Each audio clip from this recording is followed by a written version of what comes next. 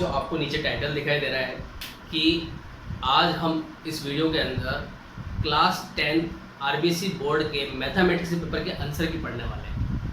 ठीक है प्यारे बच्चों, जैसा कि आपको पता होना चाहिए कि हमने 3 दिन पहले एग्ज़ाम से जस्ट 3 दिन पहले एक पूरा एक सेट वीडियो सारे क्वेश्चंस का जो इम्पोर्टेंट क्वेश्चंस थे वो अपन ने अपलोड किए थे। समथिंग 1 घंटा 27 मिनट कुछ सेकंड का वीडियो था और उसमें से लगभग 90% क्वेश्चन बच्चों एग्जाम में आए। तो दैट्स वाई आपको हमारे अनुभव का बहुत फ़ायदा मिलने वाला है और सभी बच्चों के पेरेंट्स से मेरा निवेदन है कि चैनल को सब्सक्राइब करें और जो भी मेरे वीडियोस हैं आप एक बार पूरा देखिए। मुझे बताएं, आपको देखिए दोस्तों क्या है कि मैं यूट्यूब पर नया हूँ बट इन टीचिंग फील्ड में बहुत पुराना हूँ।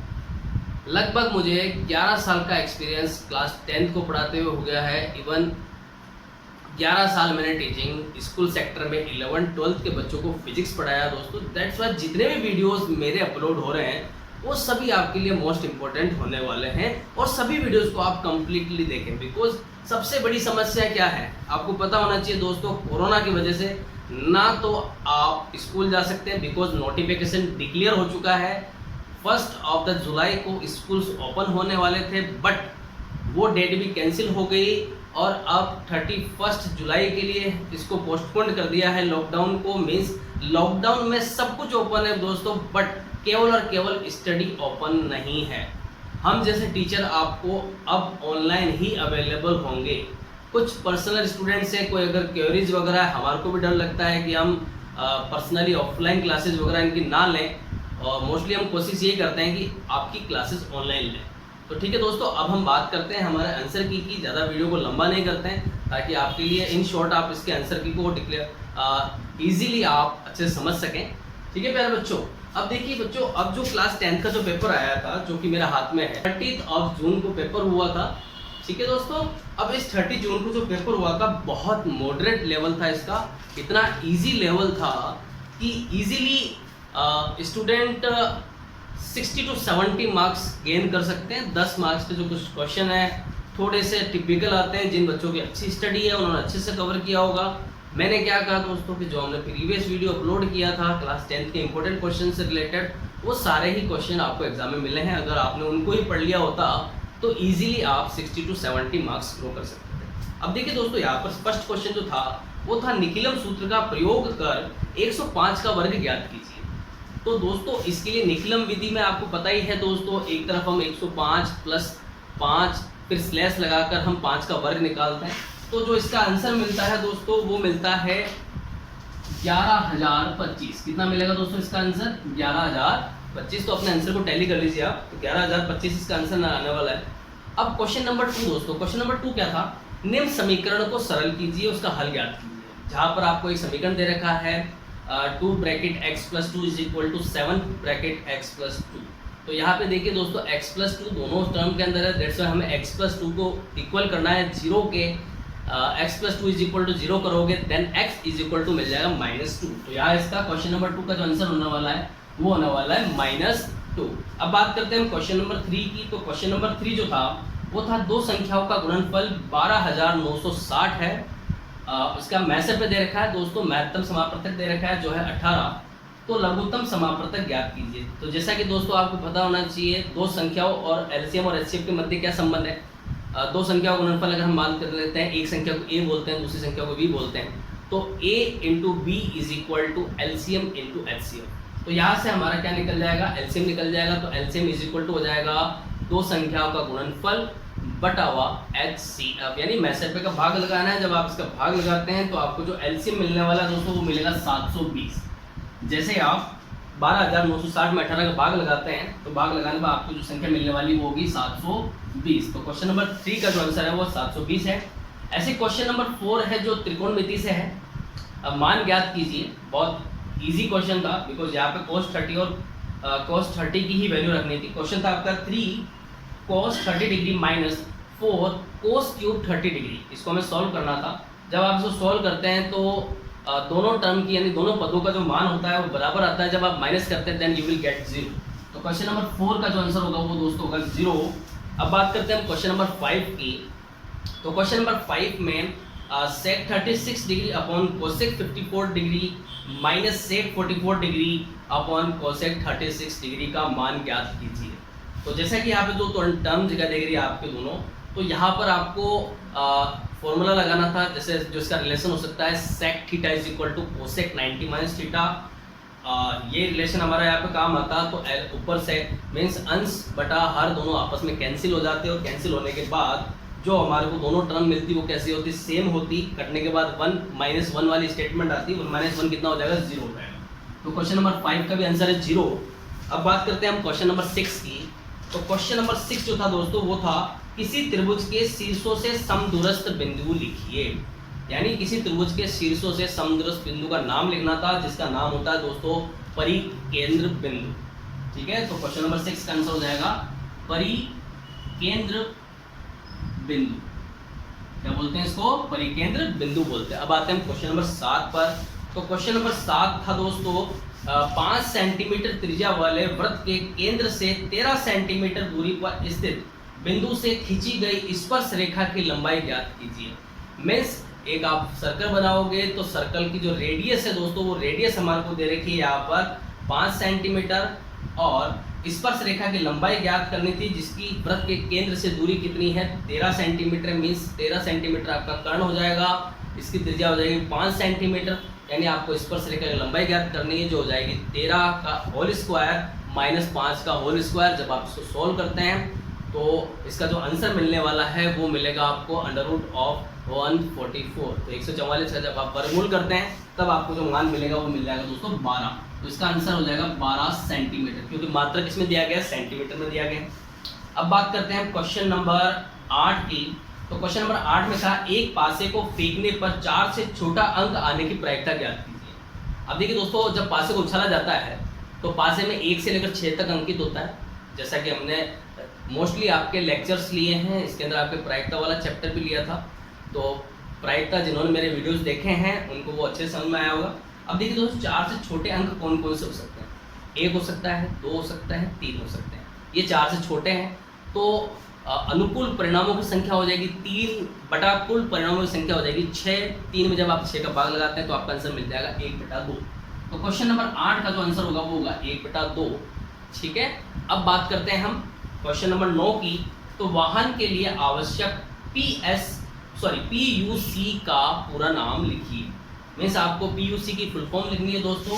तो PUC होता है पॉल्यूशन अंडर कंट्रोल। क्या होगा, pollution under control certificate, under control certificate.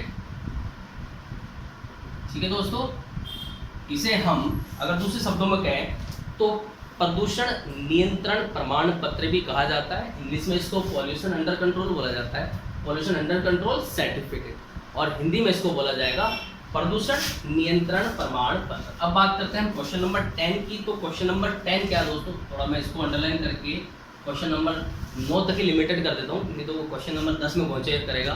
ठीक है, अब आते हैं क्वेश्चन नंबर 10 पर। तो एक कार 3 मिनट में पहला, 6 मिनट में दूसरा, 9 मिनट में तीसरा यातायात सिग्नल पार करती है, तो वह 13वां सिग्नल कितने समय में पार करेगी। मीन्स प्रत्येक सिग्नल को पार करने में उसे 3 मिनट लग रहे हैं। वैसे ये जो साधारणतः क्वेश्चन है वो क्वेश्चन आपका समांतर श्रेणी से है। ठीक है दोस्तों, तो यहाँ पे 13वां सिग्नल पार, देखो एक सिग्नल को पार करने में आप उसको वर्बली भी सॉल्व कर सकते हो।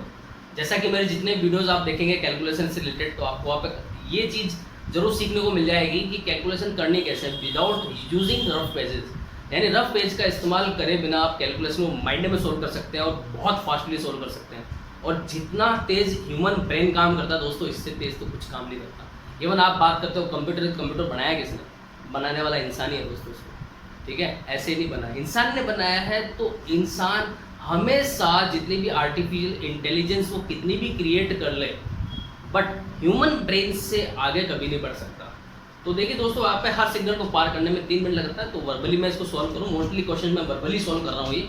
ठीक है, तो यहाँ पर जो 13 सिग्नल को पार करने में और एक सिग्नल को पार करने में 3 मिनट लग रहा है, तो दैट्स वाई 13 को 3 से मल्टीप्लाई करो तो आपका आंसर आ जाएगा दोस्तों 39 मिनट।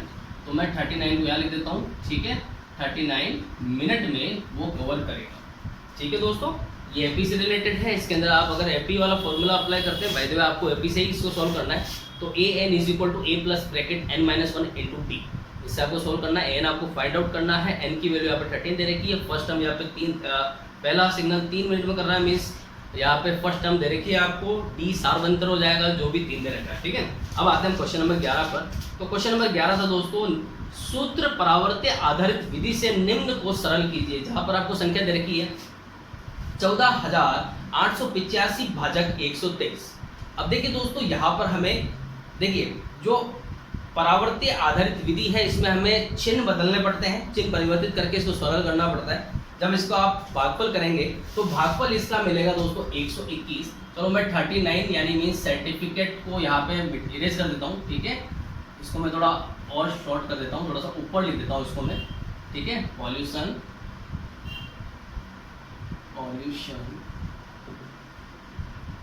Under control certificate. ठीक है, और क्वेश्चन नंबर 10 जो था उसके लिए हम बात करें तो उसके लिए आंसर आया था आपका 39 मिनट। मैं इसको थोड़ा अब लक्षण रेखा को मिटा ही देता हूँ ताकि आपके साथ कंफ्यूजन नहीं हो। 39 मिनट इसका आंसर होगा। ठीक है, पेपर को जो न्यू क्लासेज वाले स्टूडेंट हैं जो अब जो 10th क्लास में पढ़ेंगे, इन पेपर को आपको सॉल्व करना है। और दोस्तों अगर आपको मेरे वीडियो का प्रॉपर सॉल्यूशन चाहिए, मींस आपको फर्स्ट क्वेश्चन सेकंड क्वेश्चन इनका आपको डिस्क्राइब्ड सॉल्यूशन चाहिए, तो दोस्तों आप मुझे कमेंट बॉक्स में कमेंट जरूर करें, हमारे चैनल को सब्सक्राइब करें, वीडियो को लाइक करें। ठीक है दोस्तों, अब आते हैं क्वेश्चन नंबर 11 पर। तो यहाँ परावर्त्य आधारित विधि से हमें सरल करना था, यहाँ पे भाग ज्ञात करना था। तो यहाँ पे दोस्तों इसका जो भागफल प्राप्त होने वाला है क्वेश्चन नंबर 11 के अंदर, उसका भागफल होगा दोस्तों 121, और जो शेषफल हमें प्राप्त होने वाला है जब भाग दिया जाएगा तो इसका क्षेत्रफल प्राप्त होगा दोस्तों हमें 0.2, यानी 2 इसका शेषफल होगा और भागफल इसका कितना होगा 121 होगा। अब बात करते हैं हम क्वेश्चन नंबर 12 की। तो क्वेश्चन नंबर 12, परिमेय संख्या 7/80 का दशमलव प्रसार शांत है या अशांत है वो हमें जांच करनी है, और बिना विभाजन प्रयोग यानी बिना विभाजन प्रक्रिया का उपयोग करे हमें इसका भाग ज्ञात करना है। ठीक है दोस्तों, तो देखिए दोस्तों जैसा कि दिख रहा है कि 7/80 है, तो जब 80 के आप गुणनखंड करेंगे तो 8 को अलग कर लीजिए, 10 को अलग कर लीजिए। देखो माइंड में आपको कैलकुलेशन सेट करनी है। 8 को आप करेंगे तो 2 × 2 × 2, 2 की पावर कितनी होगी 3, लास्ट में मतलब 10 को आप ब्रेक करते हैं तो 2 × 10 यानी 2 की पावर हो जाएगी 4 और 5 की पावर हो जाएगी 1। ठीक है, तो यहाँ पर पहली चीज तो हमें दिख गया कि इसके हर के अंदर केवल 2 या 5 के गुणज है, अर्थात इसका दशमलव प्रसार कैसा होगा, शांत होगा। यानी इसका जब भाग दिया जाएगा तो 0.1, 2 या 3 अंकों पे खत्म हो जाएगा, मीन्स कभी भी खत्म हो पर उसका भाग खत्म हो जाएगा, मीन्स हमें लगभग नहीं लिखना पड़ेगा, और ना ही किसी संख्या की पुनरावृत्ति दशमलव के बाद में होने वाली है। ठीक है, तो यहाँ पे जब इसको सॉल्व किया जाता है तो दोस्तों यहाँ पर 2 की पावर 4 और 5 की पावर 4 बनाने के लिए आपको 5 की पावर कितनी करनी पड़ेगी, 3 और मल्टीप्लाई करनी पड़ेगी। तो 15, 5 × 5 25, 25 × 5 125, 125 × 7। अब जब आप 125 को आप 7 से मल्टीप्लाई करते हैं देन यू विल गॉट 14 17 18। ठीक है, ये आपको मिल जाएगा, और उसके बाद में आपको 2 to the power 4 आपको 4 चाहिए, मीन्स यहाँ पे 1 2 3 4 यानी 4 अंकों के बाद दशमलव लग जाएगा। That's why you will get, आपका जो आंसर होगा वो होगा 0.875। कितना होने वाला है दोस्तों 0.875। तो हम इसका आंसर लिख देते हैं क्वेश्चन नंबर 2 का क्वेश्चन नंबर 12 का 0.875। अब बात करते हैं हम क्वेश्चन नंबर 13 की। तो क्वेश्चन नंबर 13 के अंदर दोस्तों आपको दे रखा है 14 सेंटीमीटर त्रिज्या के वृत्त के त्रिज्याखंड द्वारा केंद्र पर अंतरित कोण 90 डिग्री है, वृत्त के लघु त्रिज्याखंड के चाप की लंबाई ज्ञात कीजिए। अब देखिए दोस्तों, चाप की लंबाई ज्ञात करने के लिए जैसा कि मैंने वृत्त से संबंधित यानी वृत्त पर आधारित क्षेत्रफल से संबंधित प्रश्नावली का पूरा एक मेन जितने भी क्वेश्चंस थे आपको उसको डिस्क्राइब किया था। जिन्होंने भी वो लेक्चर देखे होंगे बहुत अच्छे से उनको ये टॉपिक क्लियर हुआ होगा। तो यहाँ पर दोस्तों क्या दे रखा है, 14 सेंटीमीटर की रेडियस दे रखी है, एंगल 90 डिग्री दे रखा है, आपको त्रिज्याखंड के चाप की लंबाई ज्ञात करनी है। तो चाप की लंबाई ज्ञात करने के लिए जो फॉर्मूला है वो बेसिक फॉर्मूला क्या है, 2πr × θ/360 डिग्री। जब आप सारी वैल्यूज रखते हैं, आर की जगह 14 सेंटीमीटर और थीटा की वैल्यू 90 रखते हैं, जब आप इसको सॉल्व करेंगे दोस्तों तो आपको जो इसको वैल्यू मिलने वाली है वो मिलने वाली है 22 सेंटीमीटर। कितनी मिलने वाली है? 22 सेंटीमीटर आपको मिल जाएगी। तो जो चाप की लंबाई होगी वो होगी 22 सेंटीमीटर। अब बात करते हैं हम क्वेश्चन नंबर 14 की। तो क्वेश्चन नंबर 14 था दोस्तों, एक शंकु के आधार का व्यास 14 मीटर है, तिर्यक ऊंचाई 25 मीटर है, तो शंकु के संपूर्ण पृष्ठीय क्षेत्रफल का मान ज्ञात कीजिए। अब देखिए दोस्तों, यहाँ पे शंकु का संपूर्ण पृष्ठीय क्षेत्रफल निकालना है, मीन्स उसमें वक्र पृष्ठीय क्षेत्रफल भी आ जाएगा और साथ के साथ आधार का क्षेत्रफल भी आएगा। तो दैट्स वाई इसका जो फॉर्मूला बनने वाला है वो बनेगा pi r square plus pi r l. अगर यहाँ से आप पाई आर को कॉमन लेते हैं तो इसका जो एट लास्ट फॉर्मूला जो बन जाएगा वो बन जाएगा pi r bracket r plus l. जब इस फॉर्मूला में आप इसकी वैल्यू पुट करते हैं तो देन आपको जो आंसर मिलने वाला है वो मिलेगा दोस्तों 1408। और बिकॉज आपको जो रेडियस दे रखी है वो मीटर में दे रखी है, दैट्स वाई जो आंसर होने वाला है वो होगा 1408 मीटर स्क्वायर। ठीक है दोस्तों, अब बात करते हैं हम क्वेश्चन नंबर 15 की। तो क्वेश्चन नंबर 15 एक सड़क सुरक्षा से संबंधित प्रश्न है, जहां पर दे रखा है एक सीधे हुए 8 मीटर ऊंचे खंबे के शीर्ष पर सीसीटीवी कैमरा को इस प्रकार लगाया गया है कि 10 मीटर दूरी तक दृष्टि रेखा के आगे यातायात देखा जा सके। खंबे के चारों ओर परछाई द्वारा निर्मित वृत्ताकार क्षेत्र का क्षेत्रफल ज्ञात कीजिए।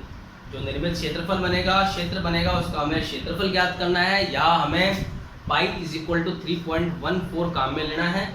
जब यहाँ पर आप क्षेत्रफल निकालते हैं तो जैसे सूत्र वगैरह इनका प्रयोग करते हैं तो आपको जो एट लास्ट जो आंसर मिलने वाला है वो दोस्तों मिलने वाला है 113.04। 113.04। चूंकि यहाँ पे जो मात्रक प्रणाली है, मात्रक देखा जाए तो ये सब मीटर में है, दैट्स वाई जो आपका आंसर मिलेगा 113.04 मीटर स्क्वायर। आपको इसके पीछे देखिए दोस्तों, जब आपका भाग पूरी तरह से संपूर्ण खत्म ना हो तो आप लास्ट में आपको लगभग जरूर लिखना है।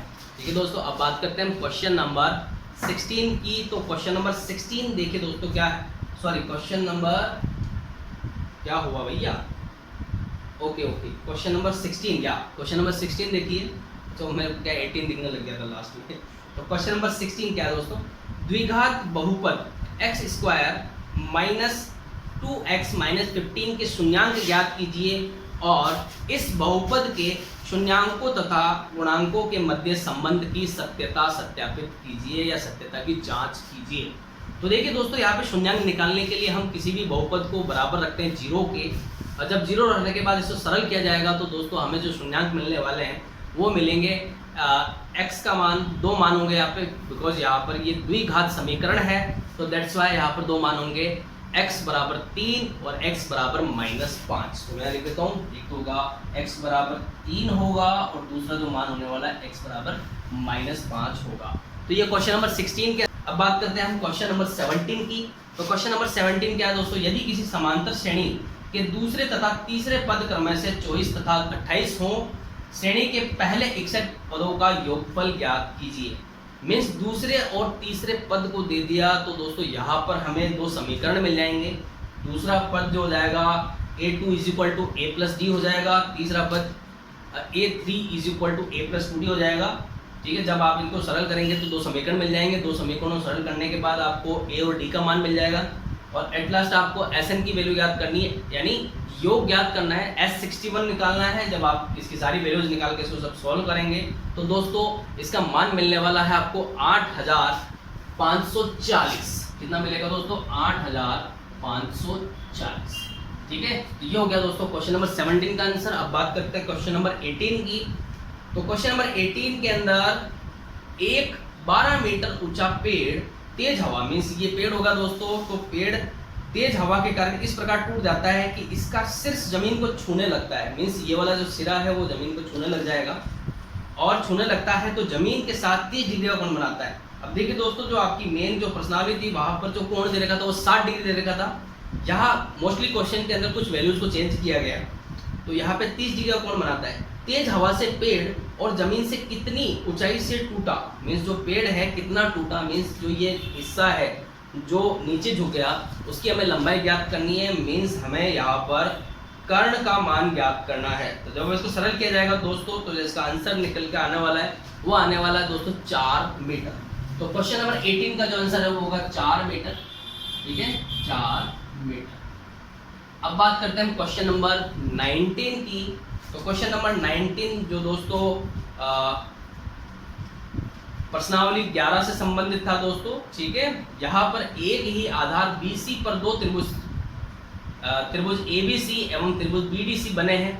यदि AD व BC परस्पर O पर प्रतिच्छेद करें तो सिद्ध कीजिए। तो दोस्तों यहाँ पर हमें सिद्ध करना था कि त्रिभुज ABC का क्षेत्रफल बटा त्रिभुज DBC का क्षेत्रफल बराबर AO बटा DO। तो दोस्तों यहाँ पर हमें प्रमेय लगानी थी दोस्तों, जो 11वीं प्रश्नावली की प्रमेय संख्या 11.4 थी। तो दोस्तों यहाँ पर हम जब इसको सरल करते हैं तो प्रमेय क्या है दोस्तों, जब दो त्रिभुज परस्पर समरूप होते हैं तो उनके क्षेत्रफल का अनुपात संगत भुजाओं के वर्गों के अनुपात के बराबर होता है, ठीक है दोस्तों। तो यहाँ पर जब इसको सॉल्व किया जाएगा तो आप इसको सिद्ध कर सकते हैं आराम से, ठीक है। अब प्रश्न संख्या 20 है दोस्तों, जो प्रश्नावली 12 से लिया गया है। दी गई आकृति, जो आकृति कौन सी आकृति में चतुर्भुज ABCD AB is equal to AC is equal to AD है, तो सिद्ध कीजिए angle BAD is equal to 2 of bracket angle BDC plus angle CBD। जब सो यहाँ पे हमें सत्यापित करना दोस्तों, जो प्रश्नावली 12 का उदाहरण संख्या 3 है दोस्तों। कौन सा है? उदाहरण संख्या 3। तो आराम से आप इसको सिद्ध कर सकते हैं। सारे प्रश्न बहुत ही इजी पूछे गए हैं दोस्तों। मुझे नहीं लगता कि इनका किसी भी एक प्रश्न का अब तक कोई ऐसा प्रश्न आया है जिसका लेवल कोई हाई है दोस्तों, ठीक है। अब बात करते हैं हम क्वेश्चन नंबर 21 की।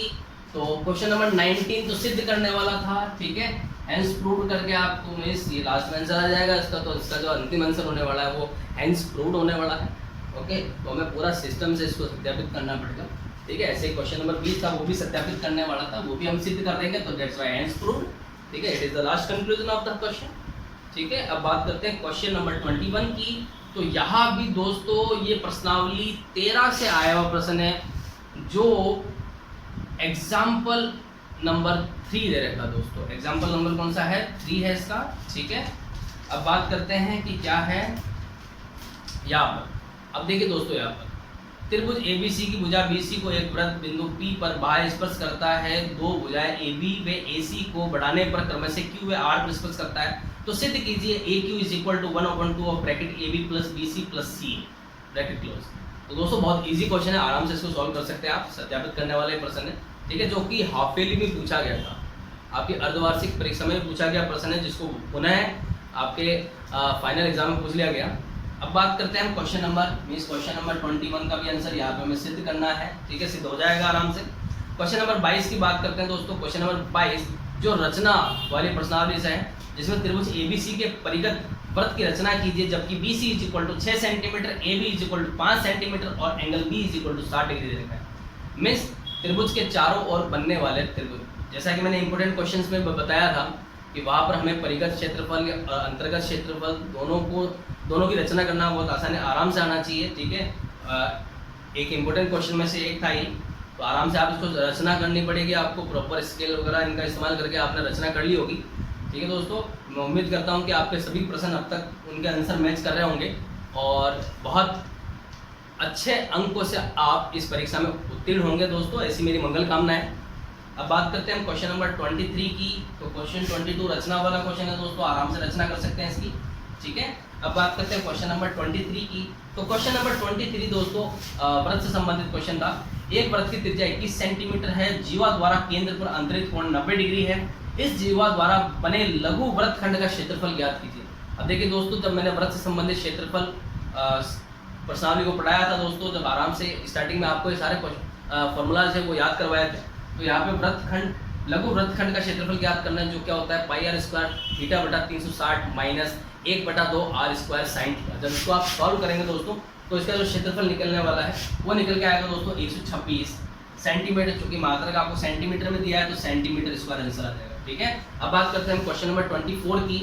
क्वेश्चन नंबर 24 के अंदर एक धातु का गोला जिसकी त्रिज्या 9 सेंटीमीटर है, वो पिघलाकर 3 सेंटीमीटर त्रिज्या और 6 सेंटीमीटर ऊंचाई के बेलन में रूपांतरित किया।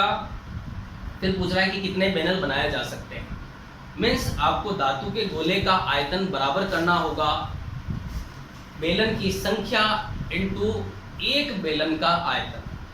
तो जैसे आप धातु के गोले के आयतन में बेलन के आयतन, एक बेलन के आयतन का जब भाग लगाते हैं तो आपको संख्या मिल जाएगी, जो संख्या आने वाली दोस्तों 18। कितने मिल जाएंगे? 18 बेलन मिल जाएंगे।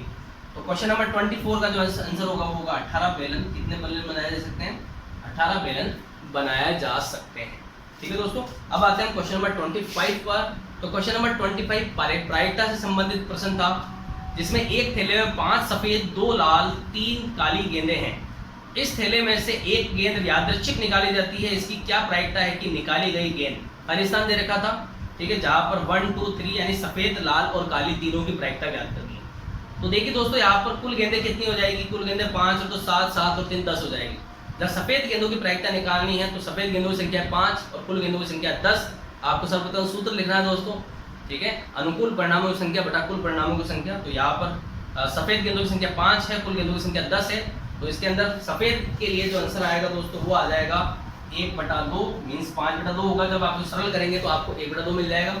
साथ ही जो इसका सेकंड पोर्शन है, सेकंड पोर्शन के अंदर आपको लाल गेंद की प्रायिकता भी ज्ञात करनी है। तो लाल गेंदों की संख्या 2, कुल गेंदों की संख्या 10, 2/10 जब सरल करोगे ये मिलेगा आपको 1/5। ऐसे तीसरा पोर्शन है, काली गेंद की भी प्रायिकता ज्ञात करनी है। तो काली गेंदों की जो संख्या है वो कितनी है दोस्तों? काली गेंदों की संख्या 3 और कुल गेंदों की संख्या 10। तो इसकी प्रायिकता हो जाएगी दोस्तों 3/10। ठीक है, इससे ज्यादा आगे सरल नहीं करना है आपको, दशमलव पद्धति में आगे जाके आपको समय व्यर्थ तो नहीं करना हमारा, ठीक है, ना आपका करना ना हमारा करना है। आपको अच्छे से अच्छे अंक लेकर आने और हमारे को भी आप जैसे टॉपर्स चाहिए। ठीक है, अब आते हैं क्वेश्चन नंबर 26 पर। तो क्वेश्चन नंबर 26 के अंदर आलेखी विधि संबंधित प्रश्न है ये। निम्नलिखित समीकरण युग्मों को आलेखी विधि द्वारा हल कीजिए। देखिए दोस्तों, ये 6 अंक का प्रश्न आया है, जहां पर दो समीकरण दे रखे दोस्तों, 4x - 5y = 20 और दूसरा समीकरण दे रखा है 3x + 5y = 15 मीन्स 15 दे रखा है। जब आप इन दोनों समीकरणों को सरल करते हैं, आलेख विधि से सरल करते हैं, ग्राफ बनाते हैं इनका, तो इसका जो निर्देशांक मिलने वाले हैं, तो यहाँ पर x के निर्देशांक तो मिलेंगे दोस्तों 5 और y का निर्देशांक मिलने वाला दोस्तों 0। ठीक है, इसी के साथ ही एक क्वेश्चन और ऐड किया गया है। मैं क्वेश्चन नंबर 27 को नीचे लिख लेता हूँ। ठीक है, तो यहाँ पर एक प्रश्न और दिया है जहाँ पर m का मान भी ज्ञात करना है, जिसमें दे रखा है 4x + 3y = m। तो जैसा कि दोस्तों x का मान 5 है, तो जैसे आप x का मान 5 रखेंगे तो यहाँ पर जो आपको आंसर मिलने वाला है m का, वो मिल जाएगा m = 20, m का मान आ जाएगा 20। ठीक है दोस्तों, बहुत इजी प्रश्न थे, आराम से इसमें 80 नंबर लेकर आने वाला बच्चा आराम से 80 नंबर लेकर आ सकता है। ठीक है, मेरा मोस्टली स्टूडेंट्स है जो 80 आउट ऑफ 80 ग्रो करेंगे, और मैं भी आप ये उम्मीद करता हूँ कि आपकी भी 80 आउट ऑफ 85। और देखिए दोस्तों, लास्ट में आप कमेंट बॉक्स के अंदर कमेंट जरूर करें कि आपकी कितने मार्क्स बोर्ड पेपर के अंदर आने वाले हैं। आंसर की से मैच करने के बाद आपको कितने % लग रहे हैं कि वो आपके बिल्कुल सही होंगे, आपको आपके प्राप्तांक कितने प्राप्त होने वाले हैं, इनको कमेंट बॉक्स में जरूर कमेंट करें। ठीक है, और वीडियो कैसा लगा आपको, अगर जिन बच्चों को इसका कंप्लीट सॉल्यूशन चाहिए वो कमेंट बॉक्स में कमेंट कीजिए, ज़्यादा से ज़्यादा वीडियो को शेयर कीजिए, लाइक कीजिए और चैनल को सब्सक्राइब कीजिए। तो प्यारे बच्चों, अब बात करते हैं क्वेश्चन नंबर 27 की। तो क्वेश्चन नंबर 27 सिद्ध कीजिए संबंधित था, जो त्रिकोणमिति का प्रश्न था, जिसके अंदर अथवा भी दिया गया। ये जो प्रश्न था इसके अंदर अथवा वाले प्रश्न भी है, जिसके अंदर आपको पहला जो दे रखा था √1 - sin a मीन्स यहाँ पे आराम से आप संक्रिया लगाकर इसको सरल कर सकते हैं। ठीक है, तो इजीली कर सकते हैं इसको। और अगर आपको इनका समाधान चाहिए दोस्तों तो कमेंट में कमेंट कीजिए, कंप्लीट पेपर का आपको सॉल्यूशन इसको हम चैनल में प्रोवाइड करा देंगे।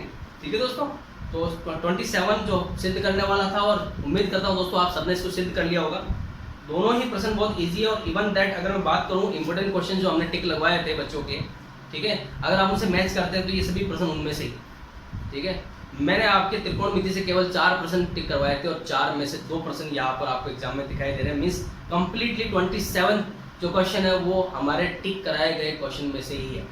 ठीक है दोस्तों, अब बात करते हैं क्वेश्चन नंबर 28 की। मीन्स क्वेश्चन नंबर 27 आपने सिद्ध कर दिया होगा, तो इट इज हैंस प्रूव्ड। अब बात करते हैं क्वेश्चन नंबर 28 की, जहां पर आपको क्वेश्चन दे रखा है एक्स अक्ष पर, इसमें 2 पोर्शन दिए गए हैं, मीन्स फर्स्ट पार्ट भी और सेकेंड पार्ट भी है।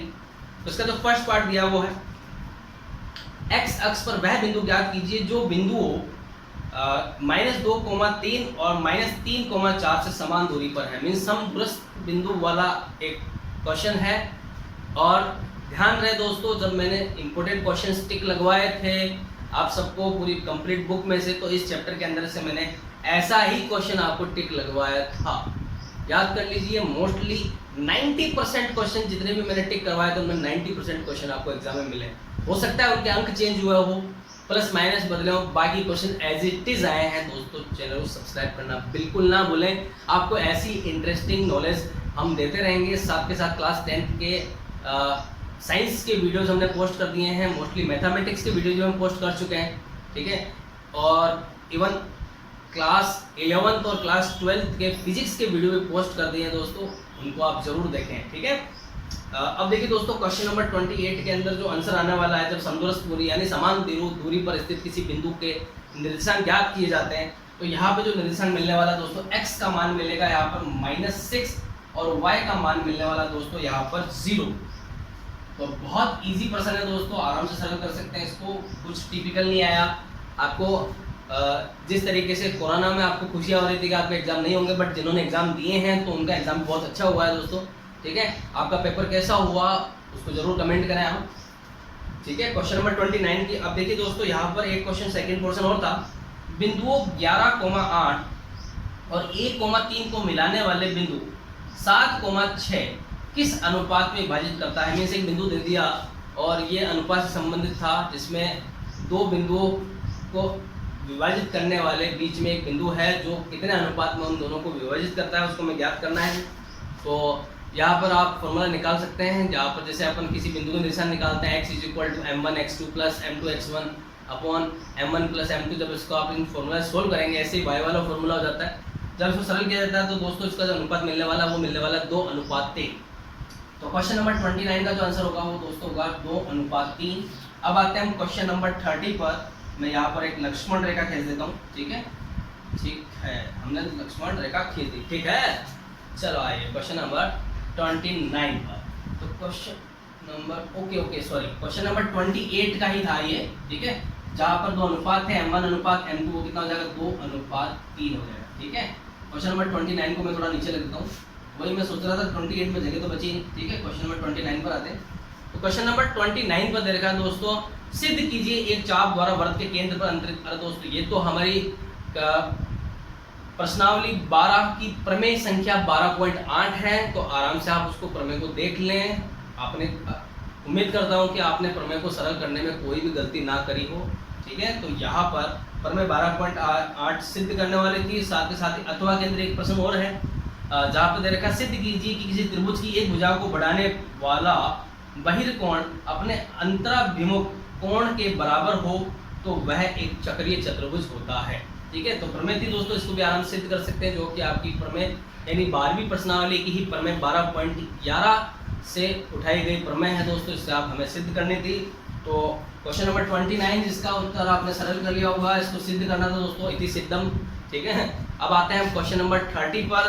दोस्तों क्वेश्चन नंबर 30 भी बहुत बेसिक क्वेश्चन लिया गया है दोस्तों, यहाँ पर अथवा उम्मीद करते थे कि हम मोस्टली हमारे पेपर्स में क्या होता था, क्वेश्चन नंबर 30 अथवा में आता था, बट यहाँ पे दो चीजें एक साथ पूछ ली गई है। निम्न बारंबारता बटन के माध्य पे बहुलक ज्ञात कीजिए। ये माध्य संबंधित प्रश्न था, बहुलक भी पूछ लिया गया यहाँ पर, ठीक है। वर्ग दे रखा है, वर्ग अंतराल दिए गए हैं, आवर्ती दी गई है। जवाब बहुत ईजी है, जहाँ पे कोई ज़्यादा चरण भी नहीं गए दिए गए हैं, ठीक है, बहुत इजीली इसको सॉल्व कर सकते हैं। तो यहाँ पे जो इसका माध्य निकल कर आने वाला दोस्तों वो निकल कर आएगा 23.25। जो माध्य है, माध्य होगा 23.25। और बात करते हैं हम बहुलक की, तो दोस्तों इसका जो बहुलक होने वाला है वो बहुलक जब सरल किया जाएगा बहुलक वाले फॉर्मूला से, तो इसका बहुलक मिलेगा 12.8। कितना मिलेगा दोस्तों 12.8। तो देखिए दोस्तों हमने complete, okay just a minute, मेरा हाथ आ रहा है, ठीक है 12.8, ओके। तो कंप्लीट बोर्ड आपको शो हो रहा है। तो यहाँ पर हमने क्वेश्चन नंबर 1 से लेकर क्वेश्चन नंबर 30 का कंप्लीट सॉल्यूशन आपको बताया, ठीक है। ये कंप्लीट आंसर की है, अपने सभी दोस्तों को आंसर की को शेयर कीजिए, ठीक है। और आप कितने मार्क्स आप इस पेपर के अंदर प्राप्तांक प्राप्त कर रहे हैं उससे जरूर आप कमेंट बॉक्स में कमेंट कीजिए, चैनल को सब्सक्राइब कीजिए, वीडियो को लाइक कीजिए और अपने दोस्तों को शेयर कीजिए दोस्तों। मिलते हैं अगले वीडियो में दोस्तों, बाय बाय, टेक केयर। उम्मीद करता हूँ दोस्तों आप सबका पेपर बहुत अच्छा हुआ होगा।